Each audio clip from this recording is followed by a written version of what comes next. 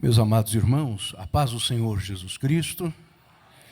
É uma grande alegria, uma satisfação muito grande, verdadeira em nosso coração, poder esta tarde estar aqui com os nossos queridos e amados irmãos, nesta escola bíblica de obreiros. Estivemos aqui com os irmãos desde antes de ontem, prestigiando, trabalhando também, fazendo aqui conforme as oportunidades nos foram abertas, divulgação da nossa querida Escola de Educação Teológica das Assembleias de Deus, a ETAD, onde tenho tido a alegria de trabalhar na qualidade de seu superintendente, ajudando ali o nosso presidente, o pastor Terrence Bernard Johnson. E a nossa satisfação em estar com os irmãos hoje é poder, nesta tarde, ministrar aos nossos companheiros uma porção a mais da palavra do Senhor. Eu agradeço a Jesus por poder estar aqui, fazendo-me acompanhar do nosso irmão pastor Mike Duarte, que trabalha conosco ali na ETAD e é responsável pelo setor de livros da nossa escola, da nossa editora também. E louvar ao Senhor Jesus pela vida do nosso pastor Roberto José. Ontem estivemos aqui na festa tão justa e merecida. E louvar a Deus pela oportunidade que, através de seu servo, o Senhor nos concede. Meus queridos irmãos, eu chamo a atenção dos meus irmãos, por favor, para a primeira carta do apóstolo Paulo aos crentes em Corinto. Primeira carta de Paulo a Corinto, capítulo de número 3. Nós vamos tomar daí a partir do versículo de número 11. 1 Coríntios 3, versículo 11. Porque ninguém pode pôr outro fundamento além daquele que já está posto, o qual é Jesus Cristo. E se alguém sobre este fundamento formar um edifício de ouro, prata, pedras preciosas, madeira, feno, palha, a obra de cada um se manifestará. Na verdade, o dia a declarará, porque pelo fogo será descoberta, e o fogo provará qual seja a obra de cada um, palavra do Senhor. Meus irmãos, esta tarde, permitindo-nos o Senhor, haveremos de discorrer a respeito daquele que é um dos eventos escatológicos mais desprezado. Todas as vezes que nos lançamos ao estudo da escatologia bíblica, estamos, e é justo até, muito interessados em conhecer as 70 semanas de Daniel, lançando a nossa curiosidade e atenção, talvez especialmente sobre a última delas, que corresponde à grande tribulação, e é mesmo um episódio bastante provocativo, totalmente tomado por muitos eventos, às vezes difíceis de explicar. Quem lança-se a este estudo, às vezes faz-o motivado por curiosidade, mais do que por justo interesse bíblico. Quando estudamos a doutrina das últimas coisas, lançamos a nossa atenção sobre um dos eventos mais esperados e aguardados de todos, e sem dúvida alguma ele merece ser tratado assim, que é o arrebatamento da igreja. E qual de nós não está mesmo com o seu coração atento e pronto para o dia em que o Senhor Jesus tirar a sua igreja desta terra?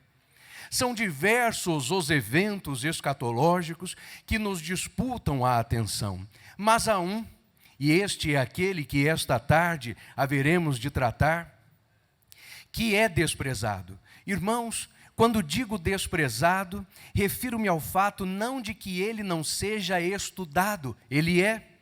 Não é um evento sobre o qual os meus irmãos jamais ouviram falar, ao contrário, conhecem-no bem.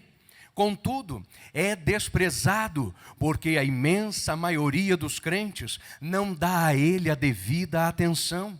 não o trata com a seriedade necessária, não olha para ele compreendendo como algo que acontecerá e que, embora a igreja esteja já no céu, quando ele se der, ainda assim será um episódio que pontuará a nossa entrada no céu com lágrimas, com surpresas, com lamentos.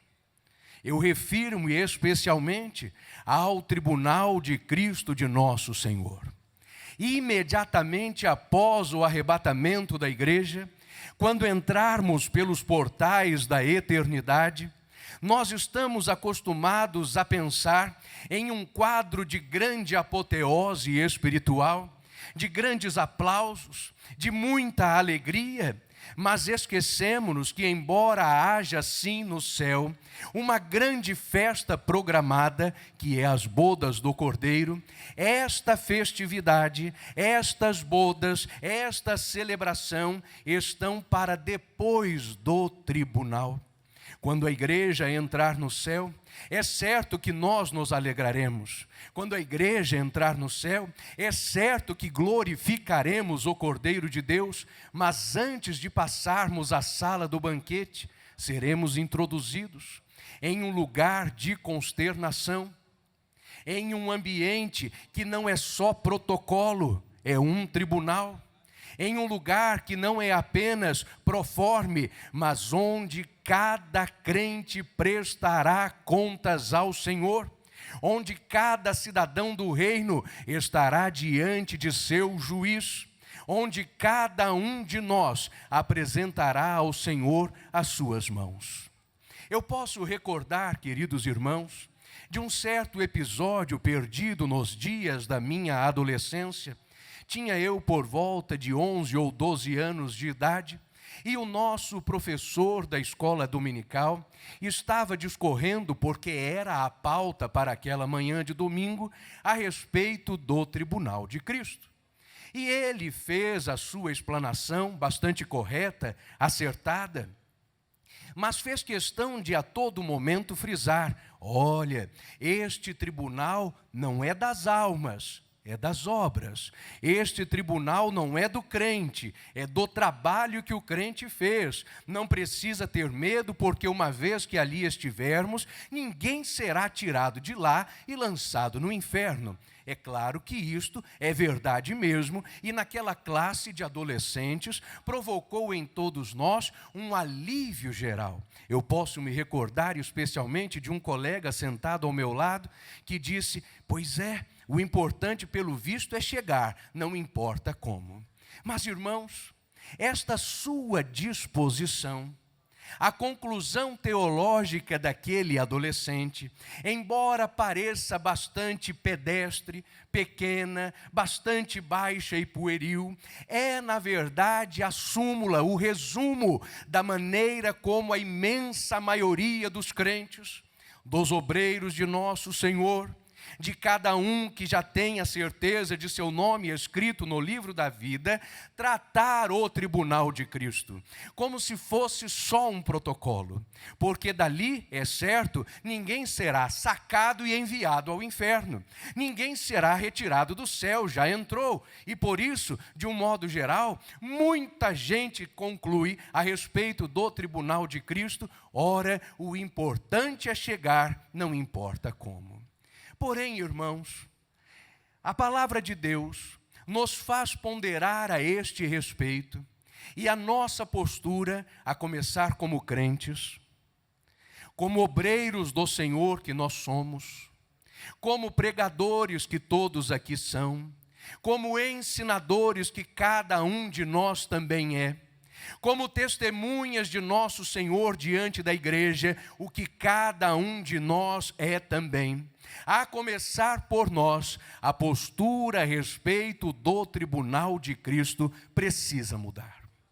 Eu quero contar aos meus irmãos de outra memória a respeito deste tema. Vão-se já alguns bons anos, e eu estava ali na cidade de Atibaia, no interior do estado de São Paulo, participando de um estudo bíblico, no qual o palestrante era um missionário norte-americano. Irmãos, era um homem alto, muito forte, desses para o qual olhamos e sabemos de imediato, não é brasileiro este homem. Um homem muito alto, forte, cabelos claros, uma pele realmente muito branca, como têm os estrangeiros. E aquele homem de forte porte, de grande estatura, em dado momento de seu estudo bíblico, tocou no assunto do tribunal de Cristo. E conforme ele falou por alguns minutos a respeito do tribunal, percebi que a sua feição foi mudando. Os seus olhos ficaram imediatamente vermelhos, a sua voz embargou-se um tanto mais, logo as lágrimas desceram-lhe pelo rosto, quentes, volumosas, difíceis de conter. E aquele homem dizia não saber como encararia o Cordeiro de Deus, quando no tribunal o Senhor Jesus estivesse diante dele e lhe requisitasse que apresentasse as coisas havidas em suas mãos. Naquele momento, a minha cabeça e o meu coração logo se lembraram daquele meu amigo do tempo de adolescência, e eu disse à minha alma, o importante não é só chegar. E aquele homem, como se soubesse o que eu estava pensando, disse ao microfone, então, meus irmãos, o importante sobre o tribunal não é só chegar. Queridos irmãos, eu chamo outra vez a atenção dos queridos pastores, obreiros que aqui estamos, para o fato de que o apóstolo Paulo disse, ninguém pode pôr outro fundamento além do que está posto, o qual é Jesus Cristo. Mas se alguém formar sobre este fundamento um edifício de ouro, prata, pedras preciosas, madeira, feno, palha, a obra de cada um se manifestará.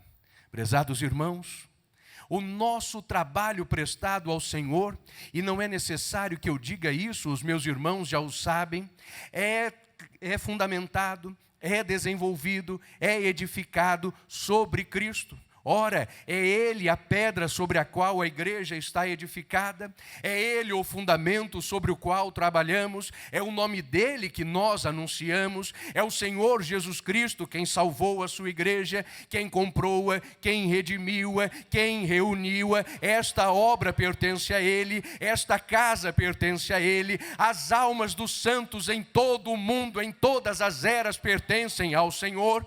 E sendo Ele o fundamento, que expressão maravilhosa de sua misericórdia, permite o Senhor que nós construamos sobre este fundamento, que sobre ele edifiquemos, que sobre ele ergamos obra, e não obra pequena. A palavra que o apóstolo Paulo usa é a construção de um edifício, é a construção de um prédio, não é pouca coisa, não é coisa insignificante. Porém, irmãos, o que quer que se construa em nome do Senhor, o que quer que em nome do Senhor ergamos ou façamos, diante do mesmo Senhor, nós precisaremos apresentar para a averiguação.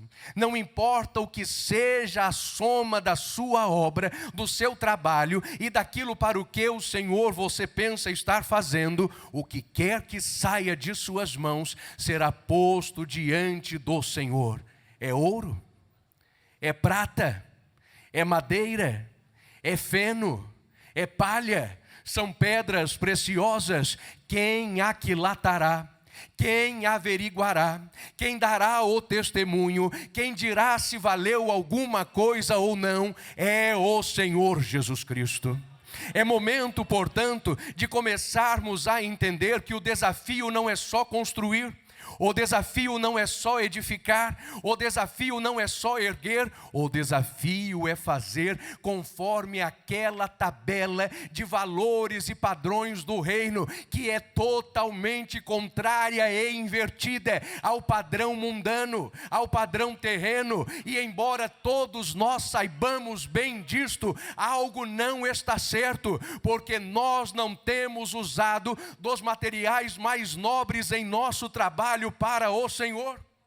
Não temos usado das melhores prerrogativas e motivos quando trabalhamos para Cristo. Não temos feito da maneira como o Senhor bem se agrada. Algo anda errado, é muito errado com as nossas pregações, com os nossos estudos bíblicos, com os artigos que escrevemos, com os livros que andamos publicando. A soma de tudo não tem sido só ouro, a soma de tudo não tem sido só pedras preciosas ou prata. Há muito feno, há muita palha, há muita coisa sem valor amontoada, e de fato fazem elas grande volume. Enchem os olhos, quem passa olha e diz: mas que grande edifício é este? É madeira que não resiste, é palha que se consome, é feno que se seca e logo vai, e aquilo que de valor sobrará é insignificante. Mas andamos insistindo mesmo assim. Queridos irmãos, eu tenho ao longo destes últimos 3 anos dedicado muito tempo à pesquisa e produção de um livro que haverá de tratar, permitindo o Senhor, da doutrina das últimas coisas. E, irmãos, em certo momento daquela pesquisa, em dado momento dos meus estudos, tive a curiosidade de abrir o periódico que nos define como assembleanos, que nos define como cristãos participantes desta igreja da qual tanto amo. Os irmãos prestaram atenção em meu nome, Gunnar Berg. Nome de Gunnar Wingren, sobrenome de Daniel Berg. Se der tudo errado e acabar, irmãos, eu tenho que ficar para apagar a luz. Não posso sair dessa igreja. Se eu quiser ir congregar em outra denominação, não posso. Com um nome desse, nenhum pastor de outra igreja quereria me receber. Amo esta igreja. Mas quando tomei 40 edições de um importante periódico nosso, comecei a contar as suas reportagens, comecei a tabular os seus artigos, comecei a contabilizar os assuntos que temos escrito. De mais de 1000 reportagens, matérias e artigos, somente 5 falavam sobre a volta de Jesus. 8 eram de conteúdo evangelístico. Todas as demais, festas, conclaves, congressos, assembleias, convocações extraordinárias e política, é feno, é palha, não resistirá. Quando os olhos do Cordeiro de Deus estiverem sobre nós, naquele tribunal, as nossas mãos erguer-se-ão em direção a Cristo, e o que lhe apresentaremos? Teremos subido aos púlpitos tantas vezes, por quais motivos? Por que razões teremos pregado? Quais serão os assuntos das nossas prédicas e dos nossos sermões? Aquilo que não for urgente à igreja não merece o púlpito. Aquilo que não colocar os crentes com o pé no céu, não os alertar quanto ao perigo do pecado, não merece vez e voz em nossos microfones. Se é para estarmos em uma escola bíblica de obreiros, em um culto de domingo à noite, em uma sala de escola dominical, em uma sala de seminário, fazendo evangelismo pessoal, levando o nome de nosso Senhor, que seja para falar das coisas que agradam a Deus, das coisas que despertam o homem quanto ao pecado, daquilo que alerta para o risco de se perder a salvação. Nós devemos entender, estamos usando uma tabela distorcida de material de construção. Estamos erguendo um edifício que pode resistir em pé na terra, pode manter-se em pé aqui, mas no céu não suportará o peso do olhar escrutinador de nosso Senhor, não resistirá aos olhos flamejantes do Cordeiro de Deus, não suportará o olhar censurador de nosso Senhor. E o tribunal de Cristo não é protocolo. O tribunal de Cristo não é apenas um episódio. O tribunal de Cristo não é coisa sem valor. Atentai ao que disse o apóstolo Paulo quando ele escreveu: Se a obra que alguém edificou nessa parte permanecer, recebe ele o galardão. Se a obra de alguém se queimar, o tal sofrerá detrimento, mas será salvo, todavia, como pelo fogo. Irmãos, não é protocolo. Haverá dano. É tribunal, e tribunal é lugar de sentença. É tribunal, e tribunal é lugar de juízo. É tribunal, e neste tribunal haverá dano.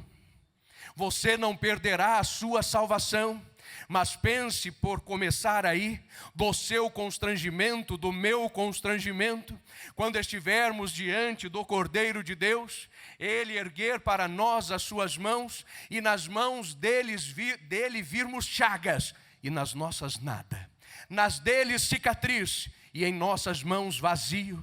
Nas deles marca de salvação, mas nas nossas mãos marca de procrastinação, de omissão, de silêncio obsequioso. O primeiro dano que sofreremos é uma vergonha grandiosa diante daquele que primeiro nos amou, diante daquele que nos salvou, diante daquele que nos deu a sua vida, diante daquele que nos deu a eternidade. E ainda tem gente dizendo: ora, é só o tribunal de Cristo. O tribunal de Cristo não faz bem e não faz mal, mas a mesma palavra do Senhor diz: ai do homem nécio, que no seu coração diz: o Senhor não faz mal e nem faz bem. Não há indiferença diante do Senhor, não existe mesmice diante do Senhor. Os seus olhos nos varrerão, do alto da cabeça à sola dos pés. Seremos esquadrinhados, e naquele momento veremos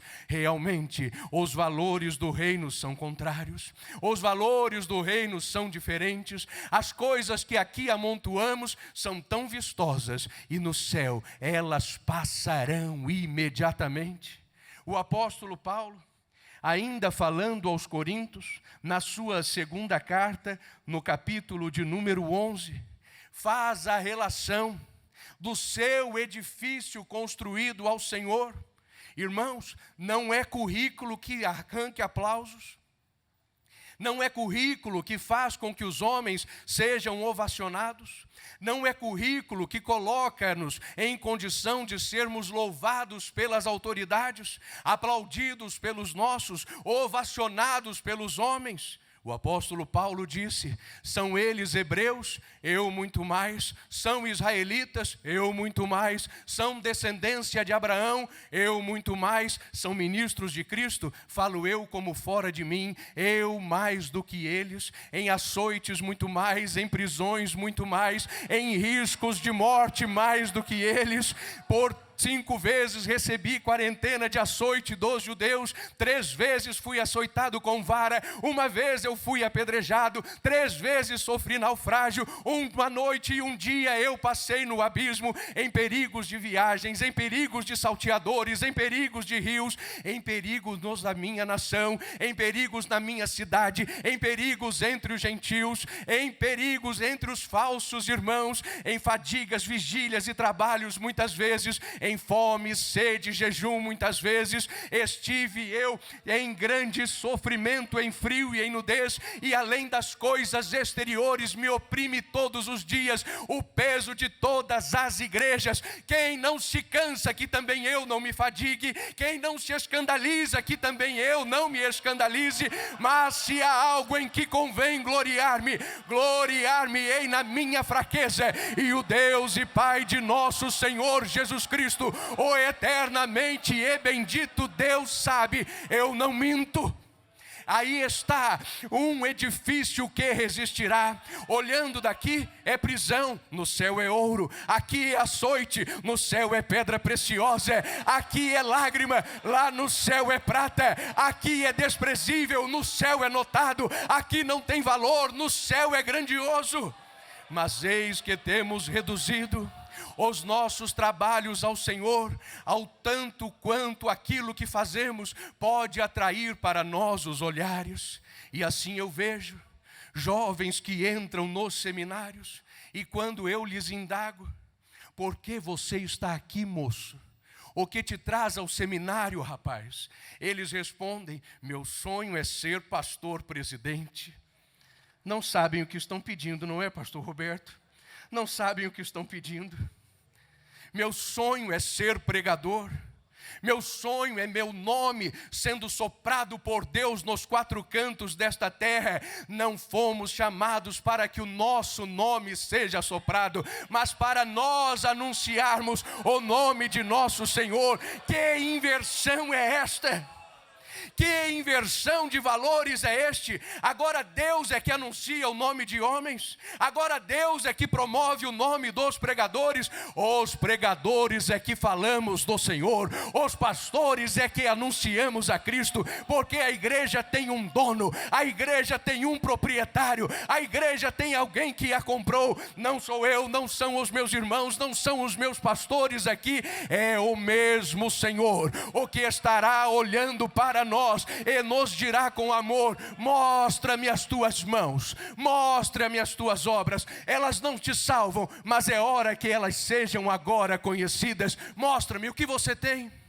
Agendas, saídas, compromissos, é só isso? E para que você foi em cada vez destas? Para ter uma foto a mais? Para uma postagem melhor, para um motivo que lhe faça conhecido? E o nome do Senhor, como é que foi conhecido? E o nome de Deus foi anunciado, e a palavra da salvação foi mostrada. Mas irmãos, eu sei que postas assim as coisas, nosso coração pode confundir-se um pouco. Ora, então quer dizer que quando a igreja entrar nos céus, nós não estaremos livres de lágrimas? Não estaremos livres de constrangimento? Não estaremos livres de pesar no nosso coração? Irmãos, como eu lhes disse, há uma festa, mas é depois do tribunal. Há uma celebração, mas é depois da corte do justo juiz. Há uma promessa sim, para que nós tenhamos os nossos olhos enxugados de toda lágrima, mas está lá no capítulo 21 do livro do Apocalipse. Eu olhei e vi um novo céu e uma nova terra, porque o primeiro céu e a primeira terra já não existiam, e o mar já não havia. E eu, João, olhei e vi a santa cidade, a nova Jerusalém, descendo do alto da parte de Deus, como esposa ataviada para o seu marido. E ouviu-se no céu uma grande voz que dizia: eis aí o tabernáculo de Deus, pois o Senhor com eles habitará, e eles serão o seu povo, e o Senhor, o mesmo Deus, será o seu Deus. E Deus enxugará dos seus olhos toda lágrima. E o que estava sentado sobre o trono disse: eis que eu faço novas todas as coisas. Sim, o Senhor nos consolará, o Senhor nos enxugará os olhos, o Senhor não nos deixará para sempre em prantos, mas primeiro passaremos pela consternação do tribunal. E nas tuas mãos o que há para entregar ao Senhor?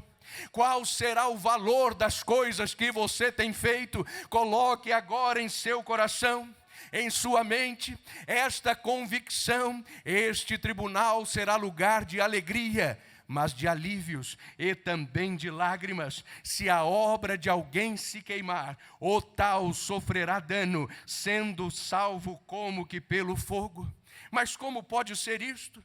De que maneira este ambiente celestial conjugará alegria, mas também conjugará tristeza, conjugará riso, mas também conjugará lágrimas?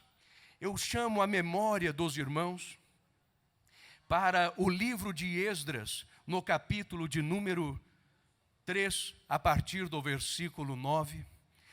Eu lerei esse texto e os meus irmãos certamente entenderão. Estamos aqui há cerca de 520 anos antes de Cristo. Judá está de volta de seu exílio. Israel está de volta à sua terra da promessa.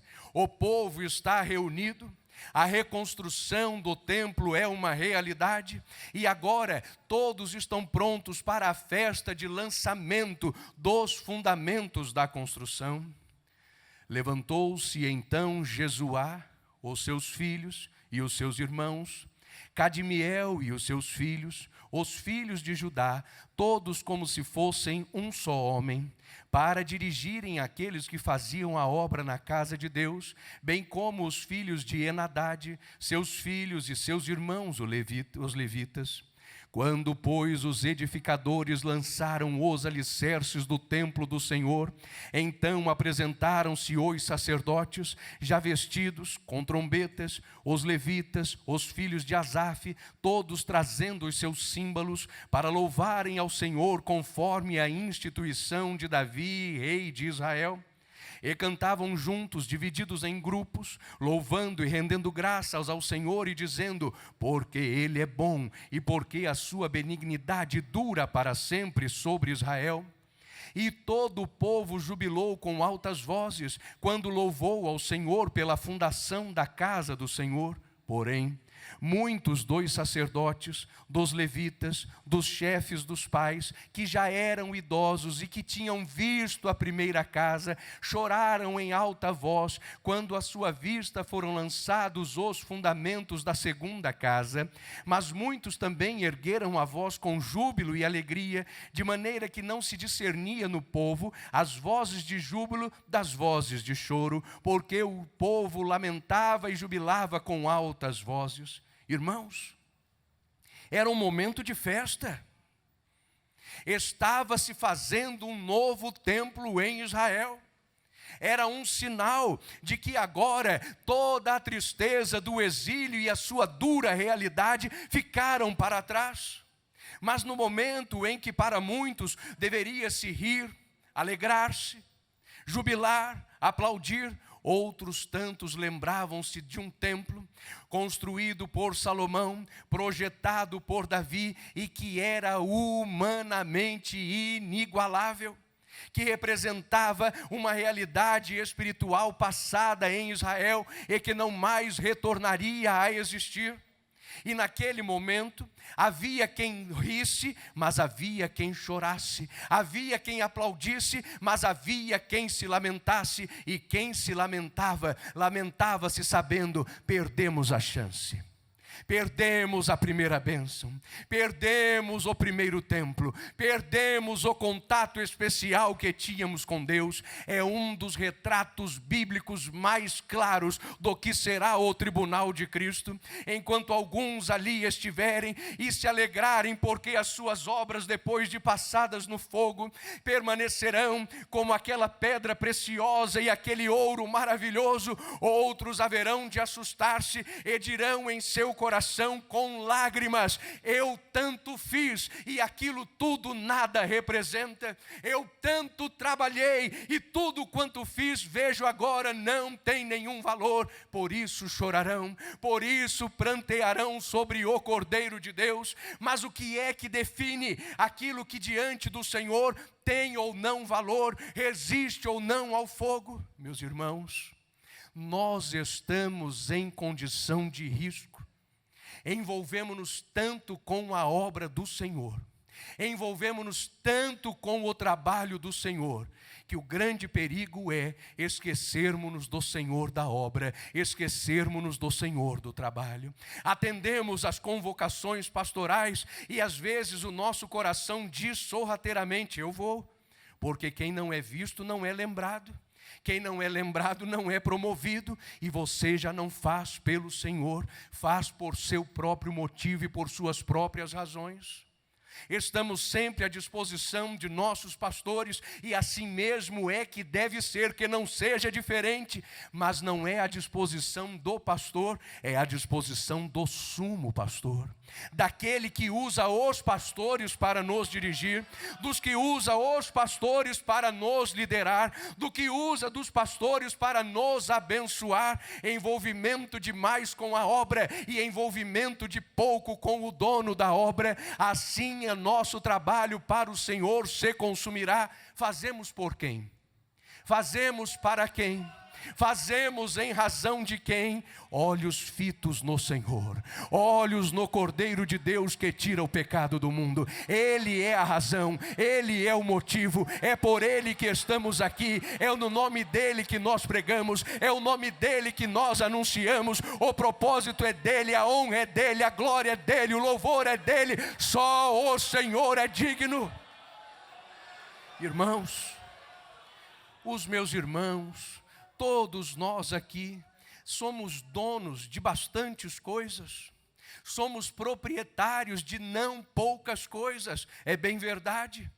E se olharmos para as coisas que temos, veremos que temos mais coisas do que aquelas que nós precisamos para viver.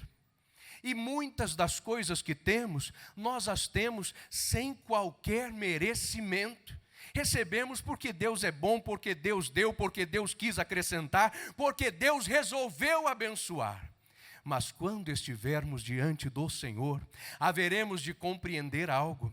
Nós o louvamos, nós o bendizemos, nós o servimos, não porque o louvor seja simplesmente dele, a glória seja dele, porque tudo seja dele. É diferente.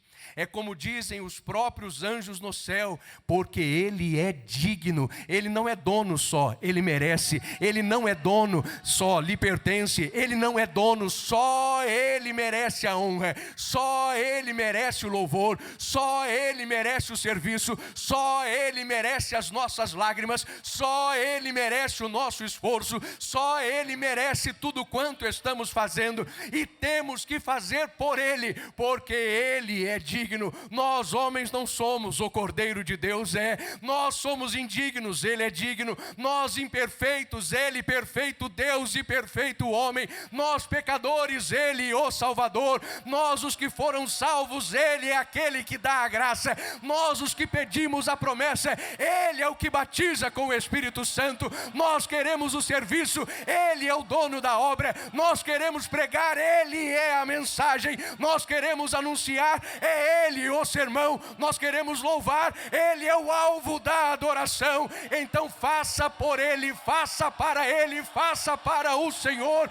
Não importa se aqui há aplausos, a honra e a glória é dEle. Se você for vaiado, a honra e a glória é dEle. Se for perseguido, a honra e a glória são dEle. Se aqui não gostarem, a honra e a glória pertence ainda a Ele. Faça pelo Senhor, é pelo Senhor, é pelo nosso Salvador. Quando fizermos por Ele, haverá em nossas mãos obra de ouro. Se fizermos por Ele, haverá em nossa mão obra preciosa. Se fizermos por Ele, o fogo não consumirá o nosso trabalho. Aí está toda a diferença. Qual é o motivo? Qual é a razão? Por que você tem feito? Irmãos, eu preciso lhe dizer, fazer pelo motivo certo ou fazer pelo motivo errado deve dar o mesmo trabalho, deve cansar do mesmo jeito, vai tirar você da cama em horas impróprias da mesma forma, vai consumir o seu tempo, vai te gastar e deixar a gastar. Então consuma-se pelo Senhor, consuma-se pelo seu Salvador, consuma-se por amar a igreja, consuma-se pela obediência bíblica aos seus pastores, aos seus líderes, aos homens que Deus tem levantado. Faça pelo Senhor, aleluia. Quando entrarmos nos céus, é verdade mesmo, nada mais nos tirará da presença do Senhor. É maravilhoso. O meu professor de escola dominical não estava errado, ele estava certo. Este tribunal de Cristo é tribunal de obras, não é de alma. Ninguém vai ser jogado no inferno chegando lá. Mas, irmãos queridos, nesta viagem, a passagem é menos importante do que a bagagem. Porque a passagem Jesus já deu. A passagem o Senhor já comprou. A passagem Ele já carimbou. Você não tinha condição mesmo de conseguir. O que é que nós poderíamos dar em salvação da nossa alma? O que poderíamos oferecer ao Senhor para merecer lugar no céu? Coisa nenhuma, nós somos indignos. Nós somos pobres, cegos, nus, miseráveis. Achamos que somos ricos, mas somos pobres. Não somos capazes de discernir nada diante dos nossos olhos, a não ser que o Espírito Santo grite nas nossas orelhas. Nesta viagem, a passagem tem menos importância. O Senhor já a garantiu, mas a bagagem é responsabilidade sua. O que é que você entregará ao Senhor? As nossas obras nos seguirão. Vamos chegar diante de Deus, um ajuntado de obras. Olha, Senhor, está aqui. Muitas construções, muitas pregações, muitas aulas, muitas agendas, muitas ministrações, idas e vindas sem fim, em obediência às necessidades que a igreja tinha.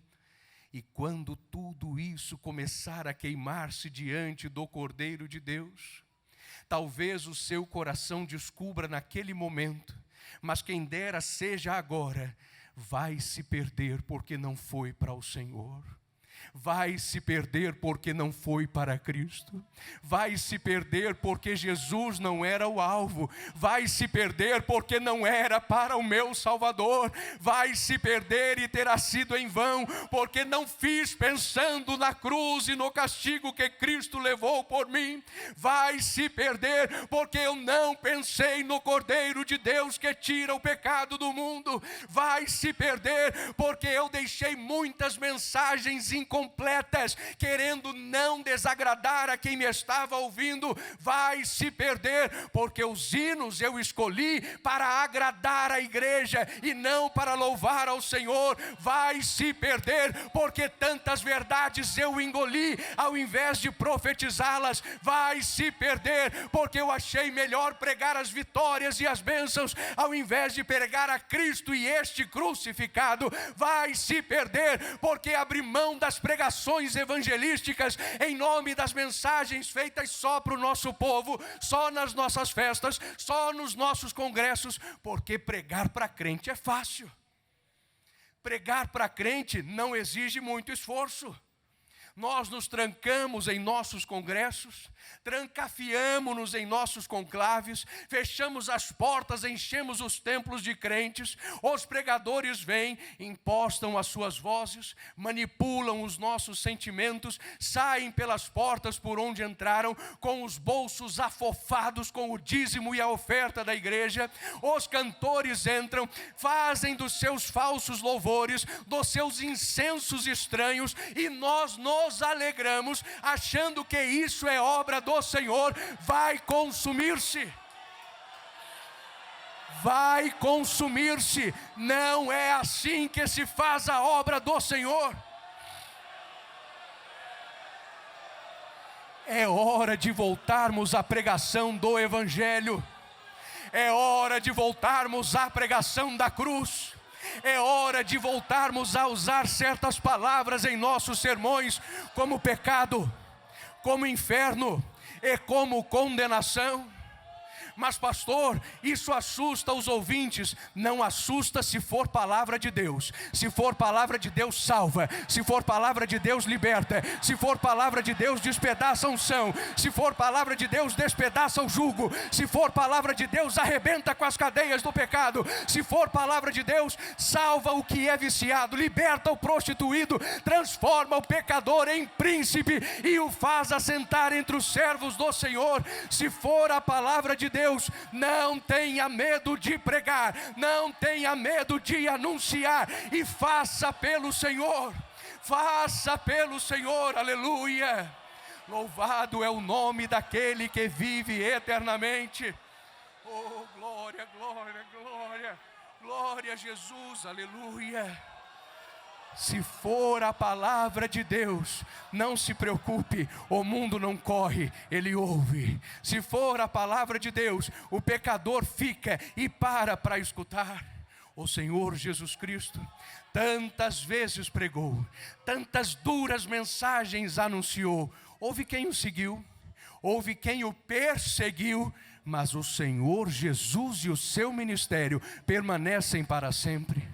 Ontem, durante a festa que tivemos aqui, tão bonita, lembramos-nos de tantos servos do Senhor, alguns que entre nós já não mais estão, mas a sua memória é lembrada e é preservada, porque as suas obras o seguem, e são obras valiosas.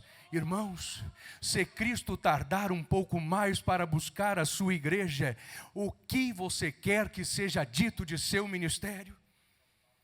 O que você quer que sejam ditos das suas pregações? O que você quer que seja dito do seu esforço para louvar, para cantar, para ensinar? Que tudo era muito vistoso, mas não tinha valor. Que tudo era como nessas lojas de bijuterias baratas, onde tudo reluz e parece ouro, mas o preço mostra que é coisa que não tem nenhum tipo de valor. Nos céus, no dia do tribunal de Cristo, haverá muitas surpresas.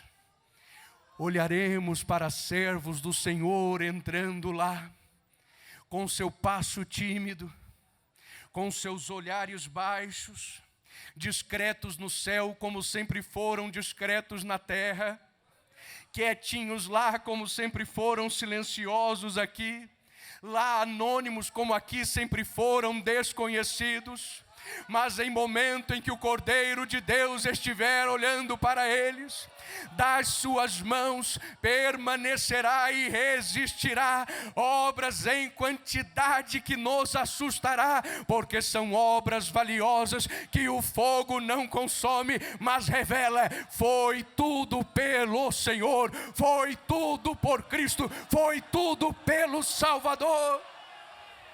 Haverá surpresas lá.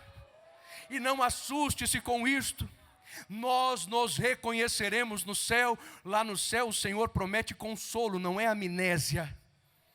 Quando lá chegarmos, encontraremos algumas figuras que aqui também são conhecidas, que aqui andam e circulam entre nós como verdadeiros príncipes, porque esqueceram-se de serem servos. E quando entregarem ao Senhor o grande edifício de seu trabalho, não restará nada, porque é palha, porque é feno, porque é madeira, e não foi feito para Jesus, foi feito para si, foi feito para homens, foi feito para as multidões. Será um lugar de grandes surpresas, mas irmãos queridos, ao invés de estarmos curiosos, porque é certo que talvez estejamos pensando: e tal pessoa, e tal figura, e tal pregador, que qualidade tem o seu edifício? Pense no seu, na sua obra, no que você faz, no que você tem entregado, no que você tem construído, porque quando chegarmos lá, oh meus irmãos, eu quero encerrar lembrando-me da primeira reunião da qual participei como dirigente de congregação. Entre nós estava um irmão, homem de quem gosto muito, servo de Deus. Ele era maquinista de retroescavadeira. Parecia-se até com um desenho animado daqueles homens que ao mesmo tempo em que é gordo, é forte, é musculoso. E aquele homem muito grande, naquela primeira reunião em que eu participei, foi convidado por nosso pastor para cantar um hino da abertura do trabalho. E ele foi ao púlpito, um pouco desajeitado, um pouco abrutalhado, era um bom peão de obras, não tinha muita delicadeza. Abriu a harpa cristã no hino 16 e dali começou a cantar. E conforme ele ia cantando, aquele homem grande foi desmoronando diante de nós, mas eu posso entender o porquê, e como ele eu também quero me desfazer. Posso, tendo as mãos vazias, com Jesus eu me encontrar. Quando fiz e vão-se os dias que lhe posso apresentar. Posso, tendo as mãos vazias, com Jesus eu me encontrar. Quantas almas poderia ao Senhor apresentar? Não mais temerei a morte, vencerei por salvo estar. Qual será a minha sorte se no céu vazio entrar? Posso, tendo as mãos vazias, com Jesus eu me encontrar. Quantas almas poderia ao Senhor apresentar? As suas mãos estão indo para lá como? As nossas mãos estão indo para lá como? Vazias, sem as almas, sem os pecadores que você roubou das garras de Satanás.